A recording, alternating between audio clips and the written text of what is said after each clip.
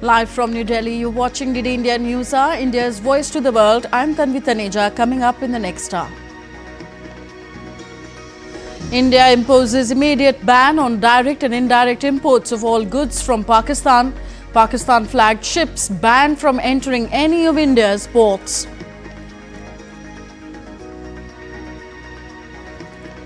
India-Angola signed 3 MOUs. India announces a $200 million defense credit line for Angola. Angola signs International Solar Alliance Framework Agreement. Australian Prime Minister Anthony Albanese's centre-left Labour Party wins over the Conservative opposition in the federal election. Prime Minister Narendra Modi congratulates Albanese for the emphatic win. Today, the Australian people have voted for Australian values. For fairness, aspiration and opportunity for all. Singapore's ruling People's Action Party on course for an election win, a sample count showed.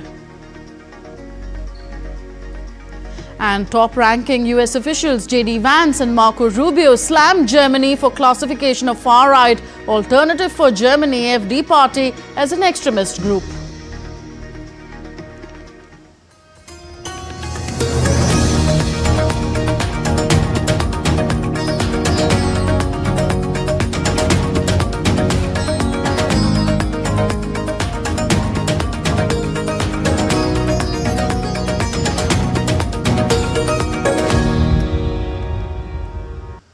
Ever since the Pahalgam terror attack on April 22nd, India has downgraded its diplomatic ties with Pakistan. The measures already announced include suspension of the Indus Water Treaty and shutting its airspace for Pakistani flights.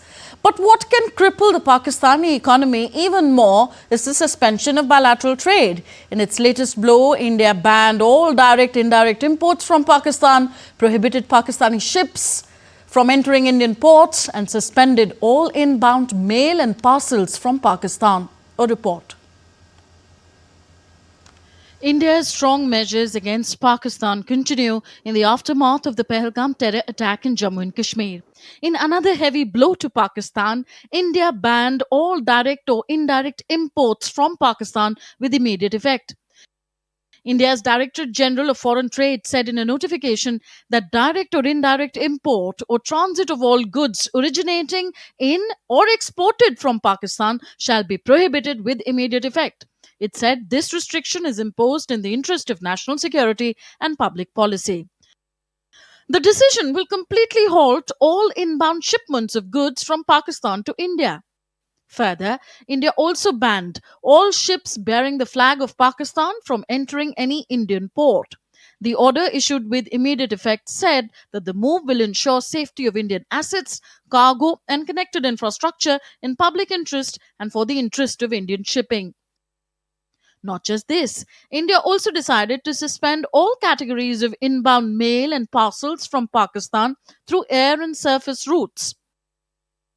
In the past, India had announced similar tough measures against Pakistan following the Pulwama terror attack in 2019.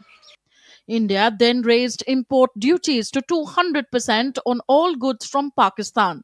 India had also cancelled Pakistan's most favoured nation trade status. While the 2019 ban was a ban through tariffs, the ban announced on May 3, 2025 is a de jure total prohibition, closing off even transit trade. The 2025 ban attempts to address indirect trade through third party more aggressively. Trade between India and Pakistan has been falling sharply in recent years. India's exports to Pakistan declined, falling to $447.7 million from $1.1 billion from 2023-24 to 2024-25. Between April 2024 and January 2025, India imported just $420,000 worth of goods from Pakistan, a steep drop from $2.88 million during the same period the year before, according to India's Commerce Ministry. Also, India's forex reserves currently exceed $688 billion, while Pakistan's have barely crossed $15 billion. India's bilateral trade with Pakistan is minuscule. Pakistan, on the other hand, relies heavily on India for essential goods such as spices, sugar, fresh fruits, onion, tomatoes, potatoes, pharmaceuticals, organic chemicals, and auto parts. Imports from alternative sources could be expensive. This will increase Pakistan's import bill and put additional pressure on foreign exchange reserves. Pakistan's foreign exchange reserves are already limited, and this situation could further weaken its economic stability. India's ban on all imports from Pakistan is a clear message to Islamabad that ties and trade can only happen when terror is not exported from Pakistani soil. Bureau Report, DD India. Prime Minister Narendra Modi on Saturday held bilateral talks with Angolan President João Manuel Gonçalves Lawrence in New Delhi. Both countries signed 3 MOUs. Besides, the Indian government also approved the Angolan request of line of credit of $200 million for defense procurement. Moreover, Angola signed the International Solar Alliance ISA Framework Agreement and became the 123rd member of the ISA. Angolan President Lawrence also condemned the April 22nd Pahalgam terror attack. Angola President Lourenço arrived in New Delhi and received a ceremonial welcome. He paid his respects to Mahatma Gandhi at Rajghat, where he also signed the Visitor's Book. Later, he held bilateral talks with Prime Minister Narendra Modi. Prime Minister Modi announced a significant $200 million line of credit extended by India to support the modernization of Angola's defense forces.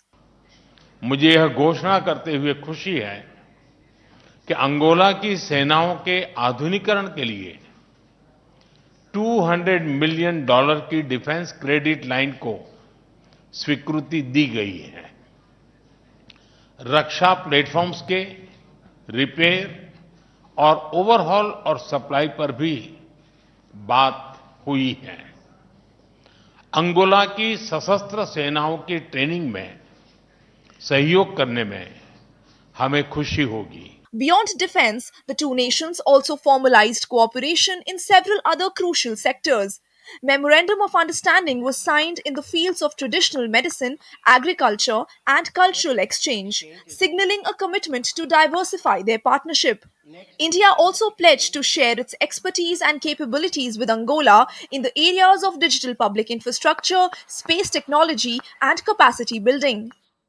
3 memorandum of understandings were concluded today in the presence of the two leaders. One is pertaining to cooperation agriculture. The second is cultural cooperation, and the third is in the area of traditional medicine and Ayurveda. The visit holds particular significance as 2025 marks the 40th anniversary of the establishment of formal diplomatic relations between India and Angola. Historically, India demonstrated solidarity with Angola by supporting its freedom struggle against Portuguese colonial rule, culminating in Angola's independence in 1975. Economic ties between the two nations are currently underpinned by a strong energy partnership, with Angola being a major oil producer in Africa. India stands as Angola's second largest trading partner, accounting for approximately 10% of Angola's external trade. However, there is a growing focus on diversifying this economic partnership. India exports goods worth $700 million to Angola, including refined oil products, engineering goods, pharmaceuticals, automobiles, plastic, food items, and chemicals. Furthermore, Indian companies have invested in Angola across various sectors such as retail, FMCG, plastic, metal, diamond polishing, pharmaceuticals, garments, hospitals, cement, and restaurant, with an estimated presence of over 200 Indian firms in the country. Looking ahead, Angola chairmanship of the African Union will add another layer of strategic importance to its relationship with India. Bureau Report, DD India. Further, President of Angola, João Manuel Gonçalves Lawrence, appreciated India's help during the COVID-19 pandemic.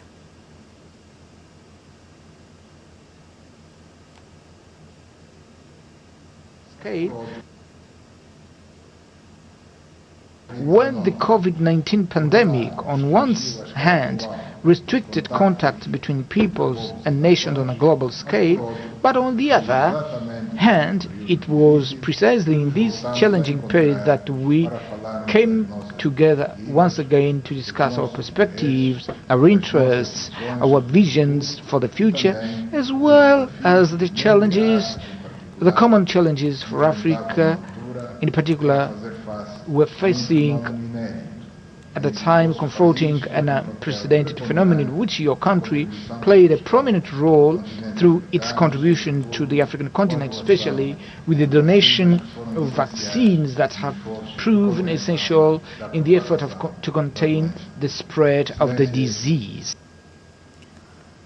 Angola's president also strongly condemned the terror attack in Pahalgam on Indian soil and expressed solidarity with the people of India.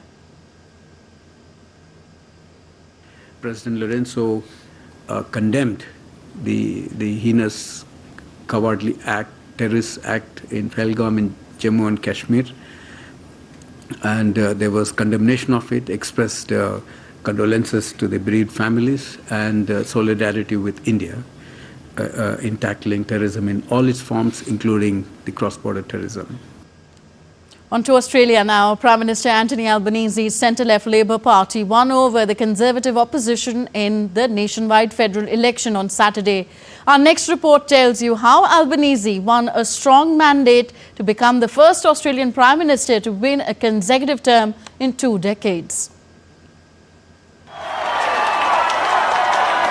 Australia's Prime Minister Anthony Albanese's centre-left Labour Party won a second term in government on Saturday night, dealing a crushing defeat to its Conservative rivals. Albanese, in his victory speech, said that Australians voted for Australian values as Labour wins elections. In this time of global uncertainty, Australians have chosen optimism and determination. Australians have chosen to face global challenges the Australian way, looking after each other while building for the future. And to serve these values, meet these challenges, seize these opportunities and build that better and stronger future, Australians have chosen a majority Labor government. Australia's right-leaning opposition leader Peter Dutton conceded defeat and congratulated Albanese on his victory. He had lost his own parliamentary seat. Now, we didn't do well enough during this campaign. That much is obvious tonight, and I accept full responsibility for that. Earlier on, I called the Prime Minister to congratulate him on his success tonight. It's an historic occasion for the Labor Party, and we recognise that. I congratulated the Prime Minister and wished he and Jodie and Nathan all the very best. And I said to the Prime Minister that his mum would be incredibly proud of his achievement tonight, and he should be very proud of what he's achieved. It was a hard-fought contest between party leaders with sharply contrasting visions for the country. Albanese would be the first Australian Prime Minister to win a consecutive term in 2 decades. Bureau Report, DD India. India's Prime Minister Narendra Modi congratulated Anthony Albanese on the resounding victory in Australian polls. In a social media post on X, Albanese said, I beg your pardon, Narendra Modi said, "Congratulations, Albanese, on your resounding victory and re-election as Prime Minister of Australia. This emphatic mandate indicates the enduring faith of Australian people in your leadership. I look forward to working together to further deepen the India-Australia Comprehensive Strategic Partnership and advance our shared vision for peace, stability and prosperity in the Indo-Pacific." Unquote.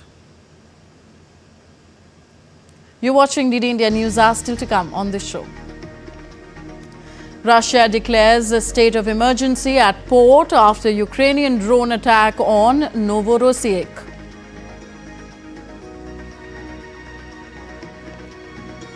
South Korea's conservatives pick hardline Kim Moon-soo as their presidential candidate.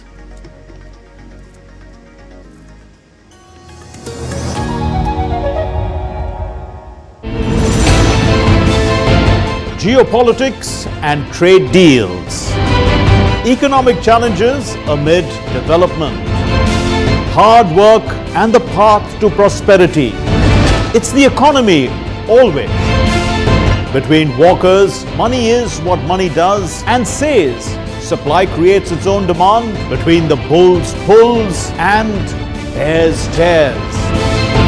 When supply chains globalization and India rises to the podium. We'll get you centered with the economic brief at 8 p.m. every Thursday on DD India.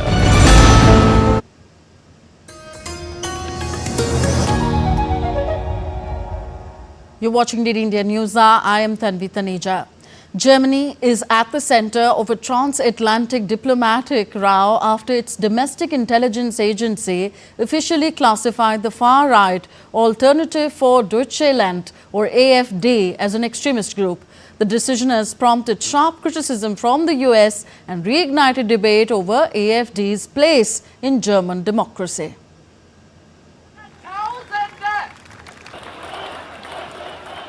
Germany's Federal Office for the Protection of the Constitution has designated the Alternative for Germany or the AfD as a right-wing extremist party, citing a 1100-page report describing the group's ideology as racist, anti-Muslim and anti-democratic. The AfD is to be categorized as a confirmed right-wing extremist party, as it has been proven that the AfD pursues efforts against the free democratic basic order. The AfD represents an ethnic concept that discriminates against entire population groups. Citizens with a history of migration are treated as second-class Germans. This clearly contradicts the guarantee of human dignity in Article 1 of the Constitution. Their nationalist attitude is reflected in racist statements, especially against immigrants and Muslims. The US sharply rebuked the decision. Vice President J.D. Vance accused German bureaucrats of rebuilding the Berlin Wall, while Secretary of State Marco Rubio called the move tyranny in disguise. In an unusual step, Germany's Foreign Office responded directly to Rubio on social media platform X, stating, "We have learned from our history that right-wing extremism needs to be stopped." Founded in 2013, AfD rose to prominence, opposing Eurozone bailouts and gained momentum by tapping into anti-immigration sentiment after the 2015 refugee crisis. In February's election, the party secured 20.8% of the vote, second only to the CDU-CSU with 152 seats in parliament. Despite growing public support, the party has been surrounded in repeated controversies, including the use of Nazi slogans, alleged ties to Russia, and espionage accusations involving China. With conservative leader Friedrich Merz set to take office next week, Germany's new government faces a pivotal decision: whether to pursue a formal ban on a party that now officially is deemed a threat to its democratic order or not. Bureau Report, DD India. Now, tensions continue to escalate in the ongoing Russia-Ukraine conflict, with diplomatic efforts faltering and violence intensifying on both sides. We bring you the latest developments, from a rejected ceasefire proposal to fresh drone attacks causing civilian casualties. Moscow has given sharp warnings for Ukraine, with Kremlin reacting strongly to Ukraine's refusal to observe a truce during Russia's Victory Day commemorations. In the latest political developments, Dmitry Medvedev, the deputy chairman of Russia's Security Council, has weighed in on the rejection of President Putin's proposed three-day ceasefire by Ukrainian President Volodymyr Zelensky. Medvedev warned that nobody could guarantee Ukraine's safety if it continues to target Moscow's World War II victory celebrations, scheduled for May 9th. Kremlin said that it wants a definitive Ukrainian response to Putin's offer of a three-day ceasefire. And of course, we will be waiting not for an ambiguous response, but for the definitive statements and, moreover, actions focused on de-escalations of the conflict during the festive days. The unpreparedness of a Kiev regime to directly respond to the offer put forward by Russia clearly shows that the neo-Nazism is the ideological foundation of the present Kyiv regime. Meanwhile, the Russian port city of Novorossiysk has declared a state of emergency after a Ukrainian drone attack on Saturday caused significant damage to infrastructure. The attack struck a grain terminal and several residential buildings, leaving several people dead. The mayor of Novorossiysk confirmed that a woman was seriously hurt and hospitalized, along with 2 children who were also wounded in the assault. The Ukrainian Air Force reported that overnight, Russia launched a devastating barrage of 183 drones and 2 ballistic missiles. The strikes injured at least 50 people, many of them civilians, with the region continuing to face heavy bombardment. The constant attacks underscore the continued intensity of the fighting in Ukraine's eastern regions. With both sides continuing to clash, the prospects for peace remain uncertain. The international community is watching closely as the conflict intensifies, with growing concerns over civilian casualties and the potential for further escalation. Bureau Report, DD India. On to Asia now. South Korea's ruling Conservative People's Power Party officially nominated former Labour Minister Kim Moon-soo as its presidential candidate for the upcoming June 3rd elections. The snap election follows the ousting of President Yoon Suk-yeol after his controversial attempt to declare martial law. In his acceptance speech, Moon-soo blamed the current political turmoil on what he called an aggressive impeachment drive led by the opposition. Third-rate politics are undermining South Korea's competitiveness and holding back the economy and people's livelihoods. Our inability to unite has led to 2 presidential impeachments. I will push for constitutional reform to move beyond the outdated 1987 system. Singapore's ruling party is headed for a crushing victory at the general elections on Saturday. Sample counts showed, with voters giving Prime Minister Lawrence Wong the clear mandate he was seeking.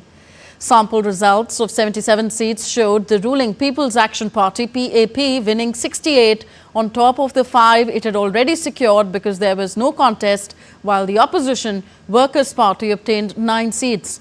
Wong was facing his first major test against a rejuvenated opposition and had urged voters for a strong show of support as he navigated the trade-oriented nation through global economic uncertainties brought by US tariffs. The PAP, which has steered the island to prosperity while being criticized for suppressing dissent, was always expected to easily retain a clear majority in parliament. However, its dominance has been increasingly challenged by a more vocal electorate over the years. Popular after leading Singapore's COVID task force, Wong took over last year from his predecessor Lee Hsien Loong, the son of founding Premier Lee Kuan Yew, who ruled the island state after its bitter breakup with Malaysia in 1965. On to France now. Prosecutor has said there that 21 suspects in a series of coordinated attacks on French prisons had been charged, including 2 teenagers. Investigators believe that the attacks were carried out by drug traffickers, with at least 1 suspect thought to have ties to a notorious cartel. Attackers in April struck at several jails and other facilities across France, torching cars, spraying the entrance of one prison with automatic gunfire and leaving mysterious encryptions. A 38-year-old woman died after a bomb exploded in her hands in the northern Greek city of Thessaloniki on Saturday. A police official stated that the woman attempted to plant an explosive device at a bank ATM in central Thessaloniki, but it detonated in her own hands. The blast caused significant damage to a nearby building, with debris scattered across the sidewalk and cars. Police forensic teams are investigating and a criminal inquiry is underway. The woman, with a history of criminal activity, is under investigation and an anti-terrorism unit has been involved into the incident. And next we bring you all the updates on WAVES 2025, India's first of its kind World Audiovisual and Entertainment Summit underway in Mumbai.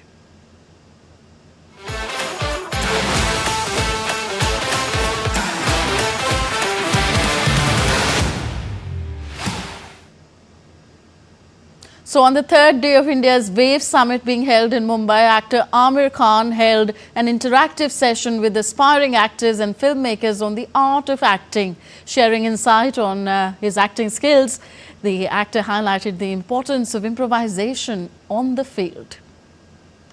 Improvisation is a great thing, but you should do it well in advance, that's one.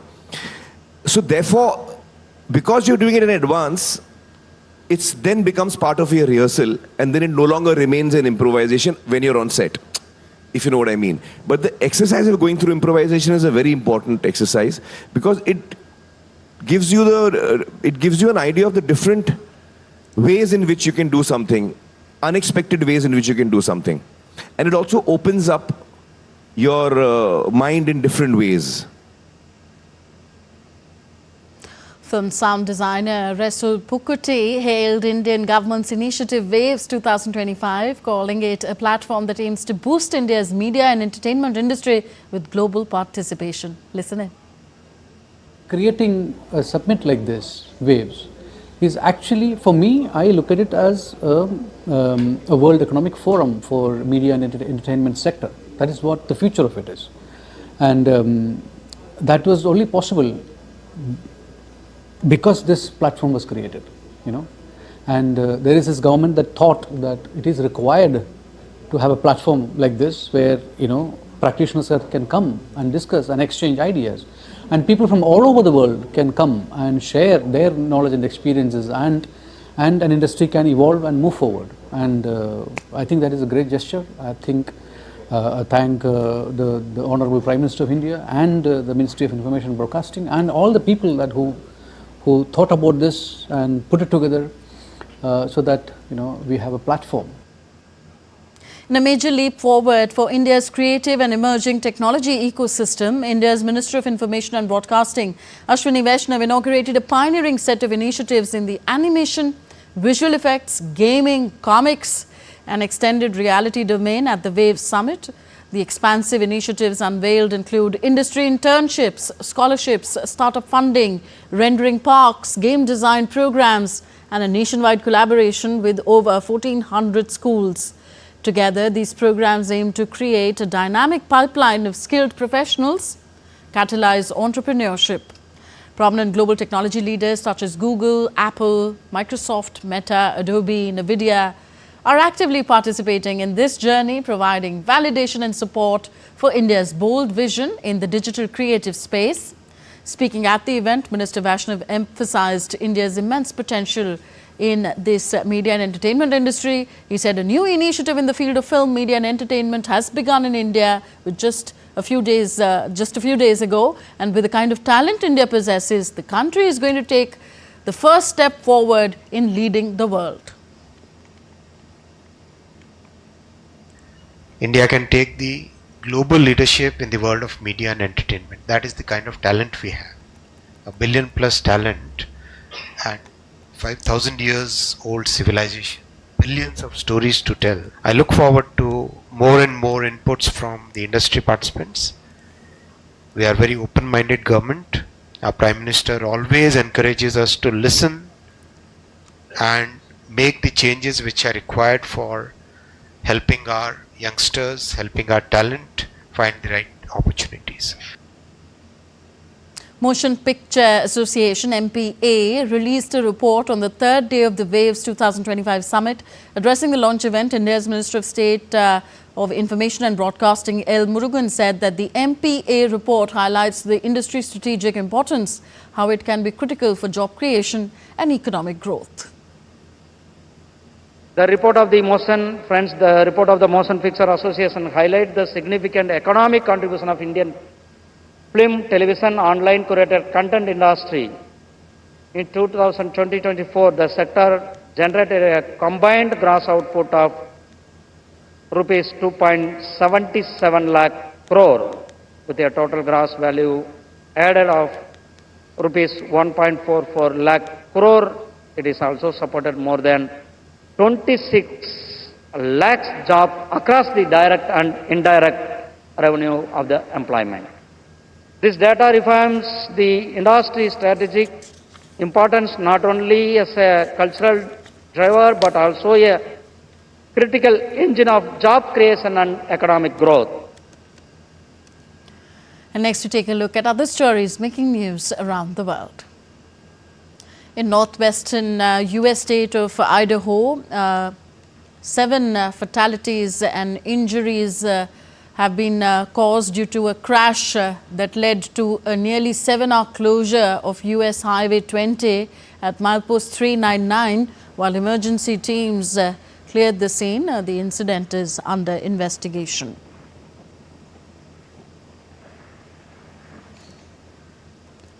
The M23 insurgents who took control of eastern Congo now face the challenge of governing the region. To succeed in their uprising, they must stabilize and improve the economy in areas with over 5 million people, despite challenges like closed banks, currency shortages, disrupted supply chains, rising prices, and new taxes to fund their revolution. Under the blazing sun, hundreds of sailors took to the Gulf for the 34th edition of the Al Ghafal race. Far from Dubai's towering skyscrapers, more than 100 teams competed in the traditional dhows near Sir Bu Naya Island. About 100 kilometers from Dubai and Abu Dhabi, the race celebrates the region's maritime heritage. You're watching DD India Newshour, still to come on the show. A discussion with our expert on implications of tough measures announced by India against Pakistan. President Murmu says mediation can speed up the delivery of justice.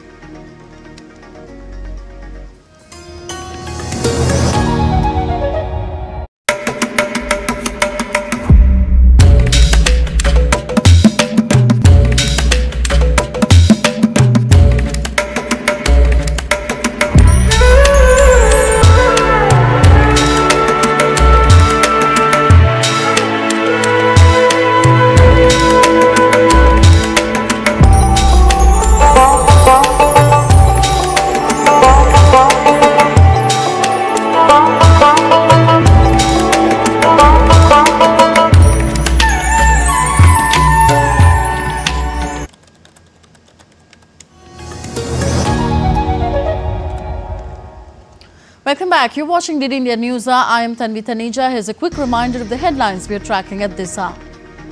India imposes immediate ban on direct and indirect imports of all goods from Pakistan.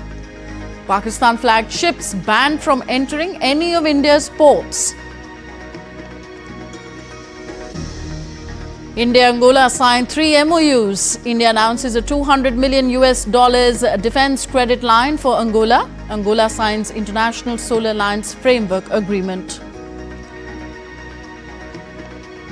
Australian Prime Minister Anthony Albanese's centre-left Labour Party wins over the Conservative opposition in federal election. Prime Minister Narendra Modi congratulates Albanese for the emphatic win.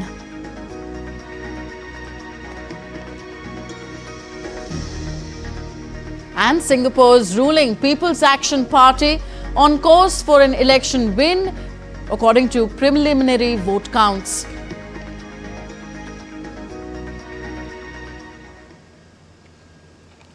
And we are now joined by Ajay Sahai, DG and CEO, Federation of Indian Export Organizations, FIEO, joining us on the News Hour from Raipur. Thank you very much, sir, for joining us on the program. So India has banned all imports, direct or indirect, from Pakistan. How big a blow will this be for Pakistan's struggling export sector and its economy, and in what ways? You have rightly said Pakistan economy is also already facing some challenge, and now with this stoppage of trade between India and Pakistan, and looking into that some of the product which India is supplying to Pakistan is critical, not only to the consumer but also to the industry.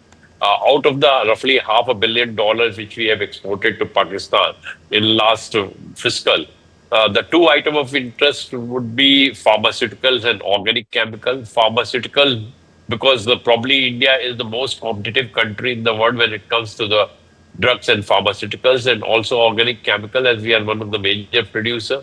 We were exporting both the products of over $100 million to Pakistan. Now Pakistan has to find the alternative supply route. In the pharmaceutical sectors, no country will be as competitive as we are, and probably the next line of supply can be from the European Union, and the cost there ranges between roughly 400% to 1,000 times more than the Indian pharmaceutical product. On the organic chemicals also, though the supply may affect from some of the other countries also, but looking into the freight cost, the industry has to be a higher prices, and probably that will be something which will be a great blow to the economy, which is already facing many headwinds. Could any difficulties arise in enforcing the indirect trade ban, much of which takes place through Dubai? I think now government has made it very clear that they will not be allowing the third country exports, and probably the logistics company and all others will be very much careful of that. We will have a stricter rules of origin also, which will operate, and when the goods land from any of the sources to India or from any of the sources to Pakistan, both sides would be looking into it very closely. To a large extent, we expect that the third country trade, which happens through Dubai or through Singapore, may be avoided. But if some people are now finding a smarter way, looking into the demand of the Indian products, which may be in Pakistan, probably to some extent the trade may continue, but trade which is estimated to as high as around $10 billion may come down to $500 million or so in such situation. Okay, how seriously could India's total import ban affect Pakistan's already meager foreign exchange reserves, and how would that hurt Pakistan's economy? Could it also affect the political situation in the country? You have rightly said Pakistan already is having very low foreign exchange reserve, and now the product which they were importing from India, if they have to import at twice and thrice the value, probably the drain from the foreign exchange reserve will be much more, which will put additional pressure. When they are taking it from the other sources, probably the cost of the inputs will go up, which may push the overall inflation rates also into the country. So we are seeing not only the much challenge for the industry, but also for the common man. And the common man has to bear the brunt of all these kinds of challenges, which has been, in fact, inflicted from the issues which Pakistan has raised. So could that affect the political situation of that country? Absolutely. I think the Pakistan people will realize that army has unnecessarily dragged the country into a warlike situation, and probably they have to pay a very heavy price for that. We are not only talking about the trade, we are talking about other issues also. The air spaces of both the countries have been closed for each other. We are seeing that the Indian flag vessel and Pakistan flag vessel will not be allowed. Pakistan flag vessel, which were going to Singapore, now they have to go through a longer route. If there is any exigency, probably they would not be able to call on the Indian port. So in all a very difficult situation for Pakistan, which in any case is facing huge challenges, and probably the public will be up in arms against this action which the military has taken in the Pahalgam. Okay, India has also decided to suspend all categories of inbound mail and parcels from Pakistan through air and surface routes. Considering this and the several other measures that you just spoke about that India has taken against Pakistan, such as suspending the Indus Water Treaty and other diplomatic measures, would it be fair to say that India is very strongly asserting that normal ties cannot be maintained in a situation where Pakistan remains an exporter of terrorism? No, I totally agree with you. That's why it's an issue which not only we dealt bilaterally, we have to dealt it diplomatically, we have to dealt with trade and economic also, and probably a multi-pronged strategy would be required so that we can send a very strong message to Pakistan that we will not allow these kinds of acts to happen or recur in any time in future. And in retaliation against India's move, Pakistan has also announced a total ban on imports from India. Should we be at all worried? So we should not at all be worried. That's why I said that if you look into India's export to Pakistan is less than $500 million, our total export is around $438 billion, roughly 1,000 times more than what we are exporting to Pakistan. We have a very vibrant domestic market also, and probably we are diversifying also in a big way. So $1 billion, $100 million, which I'm not exporting to Pakistan, we may be having the other countries also. Our own domestic economy would be requiring them. So absolutely no impact on India's industry or Indian consumer so far as this ban is concerned. Okay, now India has reportedly also expressed its intent to engage with all multilateral development banks, including the World Bank and the IMF, to push back against the provision of loans to Pakistan. If that happens, how serious a blow could that be to Pakistan? No, it will be very, very serious blow. Pakistan is already having IMF support. We have seen that they have taken sovereign support from some of the countries also. And if the multilateral institution come hard on the Pakistan, probably it will be very difficult for them not only to develop the economic infrastructure, but also the social infrastructure, because these multilateral agencies are helping not only the economic infrastructure, but also the social infrastructure in Pakistan. There are also some reports that say that India is working to bring Pakistan back onto the grey list of the Financial Action Task Force, FATF, the global watchdog on money laundering and terror financing. Again, if that does happen, how will it impact Pakistan, sir? No, it will be a very serious blow. Pakistan has already been under FATF radar for a pretty long time and for a number of times. And I think if Pakistan comes under the radar, the financing to the terror outfits in Pakistan will be restricted, and probably the country should move very quickly on this direction, and that will help India also a lot. Thank you very much, Ajay Sahai, DG and CEO of FIO, for joining us on DD India Newshour and shedding light on this subject. Moving on, India's President Draupadi Murmu graced the launch of the Mediation Association of India and addressed the first National Mediation Conference in New Delhi on Saturday. President Murmu said that mediation can make overall judicial system much more efficient. She added that mediation can enhance both ease of doing business as well as the ease of living. Mediation, when we see it this way, becomes a key instrument to realize the vision of Viksit Bharat by 2047. It was with this understanding that the government, as part of a series of legal reforms, took steps to have a consolidated law on mediation. More news from India. A tragic stampede during the Shirgaon temple procession in the Indian coastal state of Goa led to at least 6 deaths and a dozen injuries. Panic spread in the overcrowded area and emergency services rushed to assist the victims. Preliminary reports indicate a lack of proper arrangement contributed to the chaos. Goa Chief Minister Pramod Sawant visited the hospital to check on the injured. Authorities have launched an investigation into the incident. You're with us on DD India Newshour, still to come on the show. UK's Jack Draper sets up a title clash against Norwegian Casper Ruud in the Madrid Open final. And once IPL's heavyweights now knocked out of the tournament. What's behind Chennai Super Kings' dismal downfall this season? We'll tell you on the other side.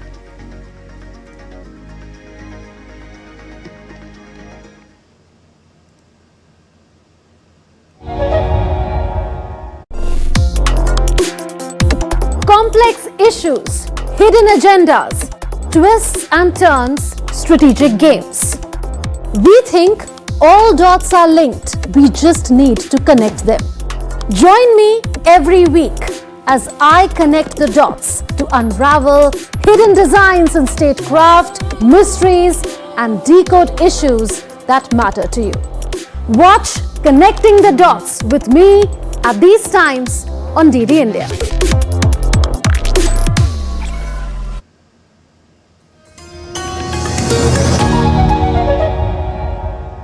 Welcome back. You're watching DD India Newshour. I am Tanvi Taneja. On the occasion of World Press Freedom Day, the Rights and Rights Analysis Group released a report titled Bangladesh Press Freedom Throttled under Dr. Muhammad Yunus.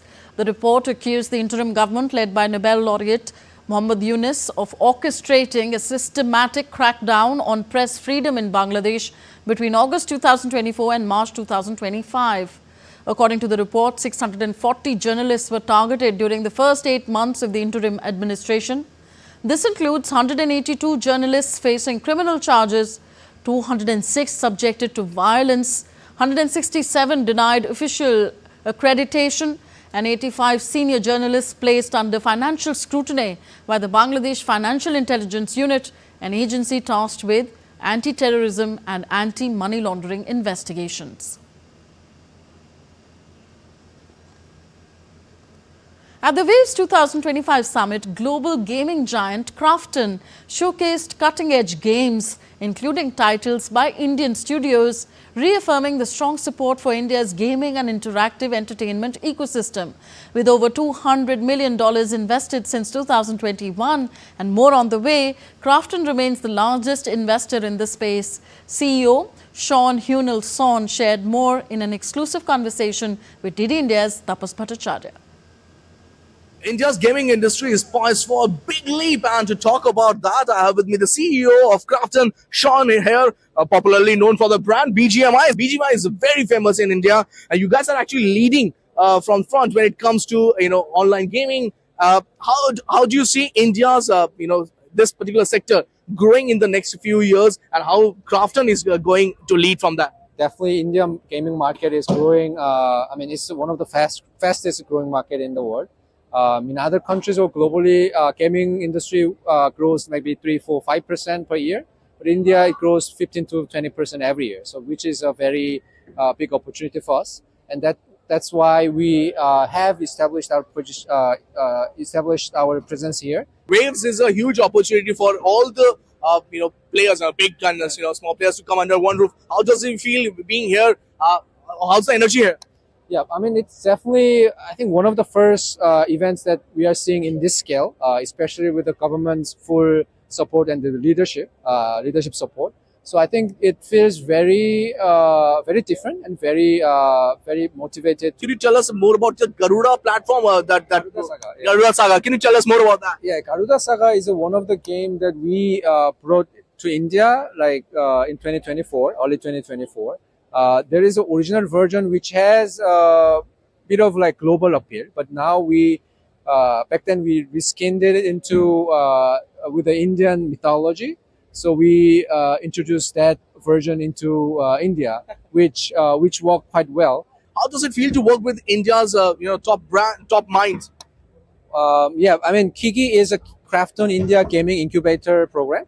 We incubated for independent indie game developers in India last year. Now we are starting another incubation with 6 different studios. I feel that it's very fulfilling and very motivated to work with them because they are learning very quickly. Obviously they are not very experienced.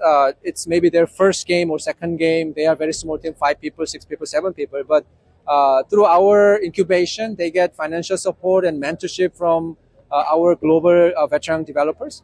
I can see that they are growing really, really fast. So I believe that they will maybe come up with a very good polished game in the next 6 months or 12 months. Do we see something big coming from BGMI, from Krafton, when it comes to in the next few days, when it comes to gaming portal or anything, any sort of an institute where you guys can have more Indians working with you?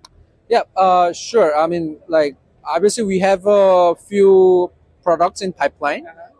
So we haven't announced it, so we cannot really name the specific game, but there are a couple of games we want to launch for Indian market in this year. That's Sean, the CEO of Krafton, betting big on Indian market, saying that this is a place which is growing faster than the rest of the world. With Tapas and Ashish, this is Tapas Bhattacharya for DD India from Mumbai. You're watching DD India News Hour. Time now for some sporting action. Well, Bihar is set to create history. For the first time ever, the eastern Indian state will host the Khelo India Youth Games from May 4th to 15th. The 7th edition of this prestigious multi-sporting event will be held across 5 cities of Bihar: Patna, Rajgir, Gaya, Bhagalpur and Begusarai.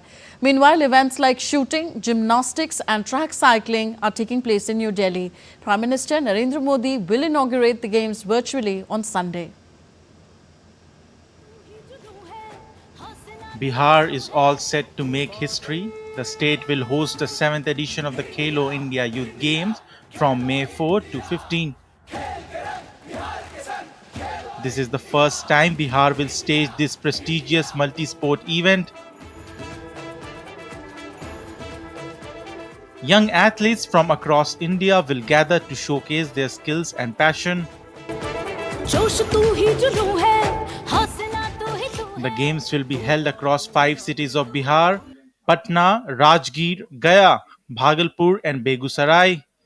New Delhi will also host shooting, gymnastics, and track cycling events thanks to its world class facilities. Over 10,000 athletes, coaches, officials, and volunteers are expected to take part. This will be one of the biggest sporting events in the country.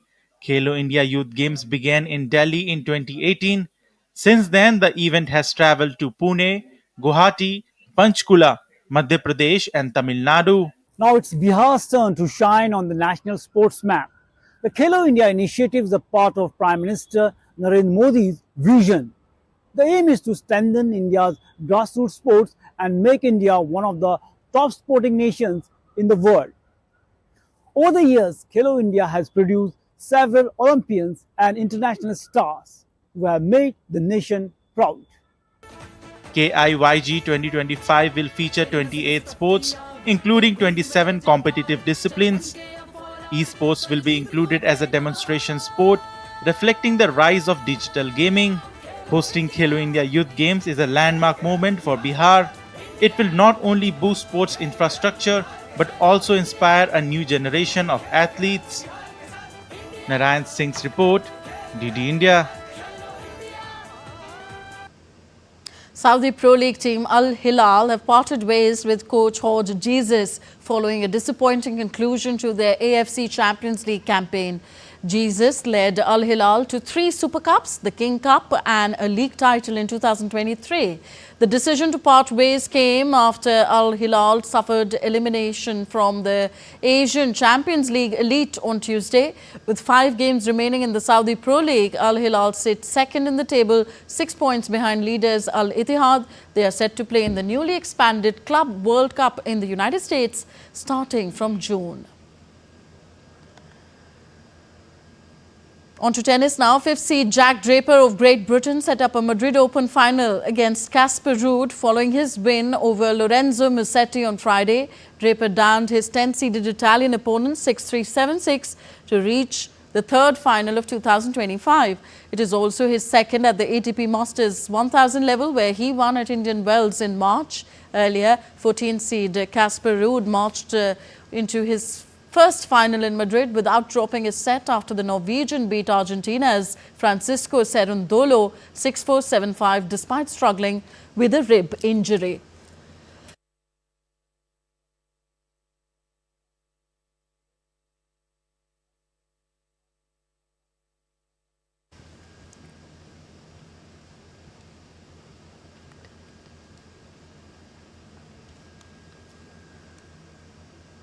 In a stunning fall from grace, the Chennai Super Kings, one of the most successful teams in IPL history, have endured their worst season yet. With just 2 wins in 10 games, CSK has become the first team to be knocked out of the playoff race in IPL 2025 season. Injuries, outdated strategies and poor performances have all played a part in this collapse. Even MS Dhoni's return as captain couldn't save the team. So what went so horribly wrong for the men in yellow? Here's a closer look at CSK's dramatic downfall. CSK's 2025 collapse. A giant falls. Chennai Super Kings, one of the IPL's most successful franchises, have hit rock bottom in 2025. After 10 matches, the men in yellow became the first team to be knocked out of the playoff contention. With just 2 wins and 8 defeats, it's been a season of setbacks, poor choices and lost momentum. Outdated approach. CSK's real issues go beyond leadership. Despite signing Devol Brevis and Ayush Matre mid-season, their tactics remained outdated. In a league where aggression rules, CSK stuck to a conservative game. Their power play struggles were glaring. 6 times in 10 matches, they failed to cross 50 in the first 6 overs. Their average power play run rate was 7.91. The lowest this season. Modern T20 demands fast starts. CSK didn't adapt. They hit only 6 sixes in the power play across 10 games. Matre hit 2 of them. That says it all. Even their fortress, Chepauk, offered no comfort. CSK lost 5 of 6 home matches this year. Batting flop show. Their batting was a major letdown. Before the April 30 game against PBKS, they hadn't crossed 200 batting first. The approach was cautious, the result forgettable. Among their top 4, Shivam Dubey, Rachin Ravindra, Ravindra Jadeja and MS Dhoni, there were just 3 50s. No big scores, no impact. Bowling blues. CSK's famed spin attack underperformed. Jadeja, R. Ashwin and Noor Ahmed lacked bite. Noor started well but faded. Jadeja and Ashwin couldn't turn games like before. Only Khalil Ahmed stood out. He took 8 power play wickets in 9 innings and bowled a league-high 106 dot balls. But others, like Pathirana, disappointed. Auction blunders. With rupees 55 crore to spend, CSK had a big auction opportunity. But their picks misfired. They chased known names over informed youngsters. Missing Deepak Chahar hurt. Signing players like Rahul Tripathi, Vijay Shankar and Deepak Hooda didn't help. The focus was on experience. The game demanded explosiveness. What now? The big question, will Dhoni return in 2026 or is it time for a fresh chapter? CSK must choose. Rebuild and adapt to modern T20 or cling to the past. Once known for calm and stability, the franchise now stands at crossroads. What they do next could shape the next decade of CSK cricket. Sports Desk, DD India. That's all for this edition of DD India News Hour. Do let us know your thoughts on the news of the day. Connect with us on our different social media handles at DD India Live. And you can also download our DD India mobile app for news and updates on the go. We'll be back with more news as it breaks here on DD India. I'm Tanvi Taneja from all of us here in New Delhi. Thank you for watching. Namaskar.